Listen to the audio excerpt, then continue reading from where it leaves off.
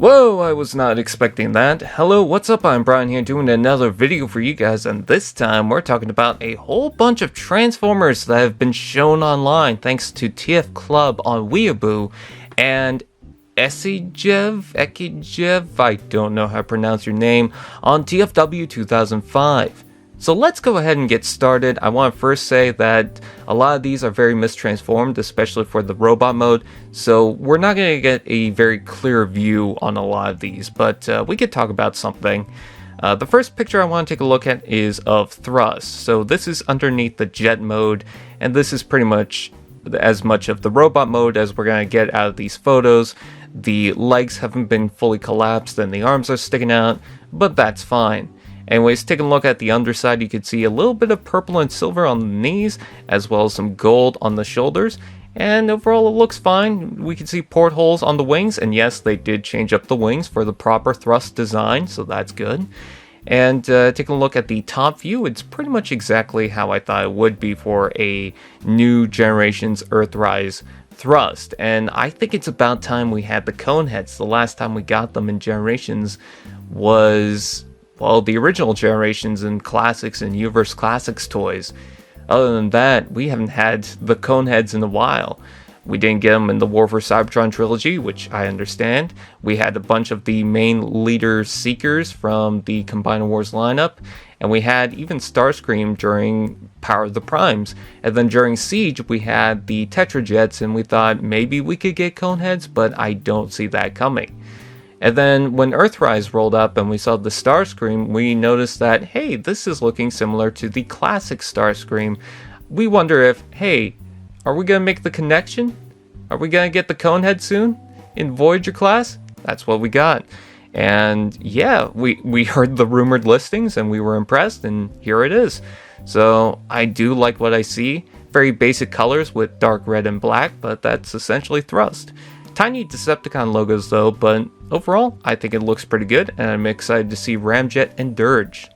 The next figure I'm really surprised by, this is Cyclonus. So starting off in his alt mode, it's very smooth. You know, I love that Universe Classics design, but compared to this, it's looking a little clunky, especially on the back end where you really notice that it's the legs. This is very smooth. I do like how the nose cone is just a nice little point to it. Very nice. The canopy looks pretty good with that transparent, I assume, orange.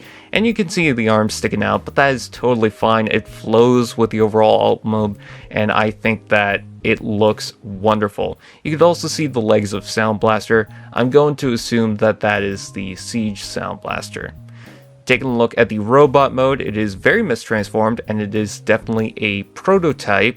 You could see that it's got no paint whatsoever, nothing on the knees, nothing on the chest, and nothing on the face. That is the biggest indication, but you could definitely tell what's going to be molded plastic. You can see the transparent orange inside the chest, and I think there's some in the eyes. Although I could be entirely wrong about that. You can see the different shades of purple and the gray. You could also see that the purple gun is just sticking off to the side. It is hollow underneath, but I'm fine with that because from the side view, you're not going to get that hollowness like the Siege War for Cybertron Optimus Prime gun. That just looked really weird. This looks pretty good, very solid. I'm very excited for it. It's got the Siege ports on the side. I'm not seeing any 5mm ports on the lower arms, and I am noticing that there is a panel to open and close, so you're going to get a nice flesh looking lower arm. Doesn't look like there's going to be any open panels, so that's good. Overall, I like the design. This is definitely an indication that the Galvatron will be coming out pretty soon. I'm not sure if this is coming out for Earthrise, but it would make sense that it's coming down the road. I mean, for the 86 crew, we already have Ultra Magnus, Springer, we got the Quintessons, and of course we got Unicron. It's going to be the 35th anniversary of the Transformers, so I'm pretty safe to assume that we are going to get the whole cast soon. Oh, and we also had RC recently, so that's good. And then moving right along, this is a big surprise. So remember the crossover Ecto 1? Well, we're going to get something similar to that. This is a crossover to Top Gun, which is having its new movie coming out whenever, I'm not entirely sure anymore. And so Hasbro decided to do a crossover with the Jet. And I love the name Maverick, that definitely fits. Now, I have never watched Top Gun, so I'm not really connected to this as much as I was with the Ecto-1, because I love Ghostbusters. But the jet mode looks nice. It looks like it's in good quality. The paint job on it is fantastic. It's kind of got this almost a smoky color to it, almost like a burnt color to it. It looks realistic. If it wasn't for the hinges and the panels, you would assume that this would be a real jet, or a real model jet, I should say. It looks like it's got some black on the thrusters in the back. You could see some numbers and some prints on the side. The cockpit is in transparent clear. I wish there was a little more color to that, but otherwise, it looks fantastic, and the packaging looks pretty good. I like the backdrop with the C right there. Very nice.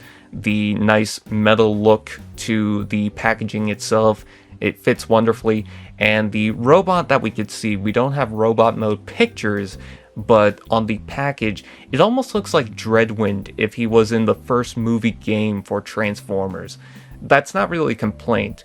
His design definitely looks more like Blitzwing, and I'm wondering if they're going to do the same thing that they did with the Ecto-1 or Ectotron, where you can definitely tell that the design is inspired by the hotspot mold. I wonder if they're going to do the same with this, but otherwise looks really cool.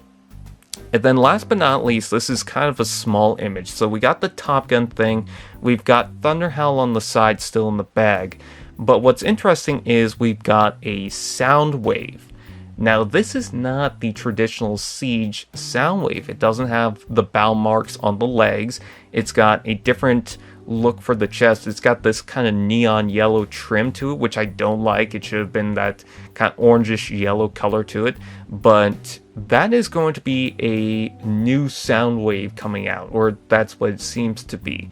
So I'm guessing that this is going to be an Earthrise Soundwave. I'm not sure if it's going to be in that Battle Pack, because we heard that we were getting the Ironhide and Prowl pack.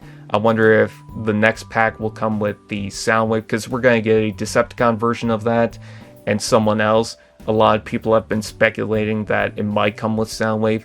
I'm not sure, but we'll just have to wait and see. It is interesting to see that it does share a lot of the parts from that original Soundwave, but I think there's a couple of different things too, because I'm noticing that on the side of the legs, it looks like the porthole is higher up, and it looks like the knees have different molded detail.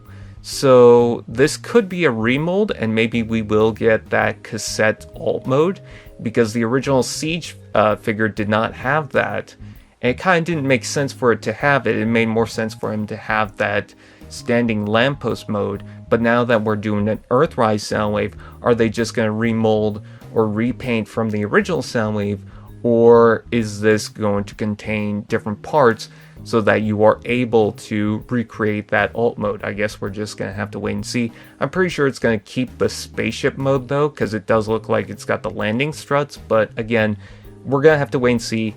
Also, the chest is not the Sound Blaster design where it's more pushed up so that it can insert 2 cassettes instead of just 1.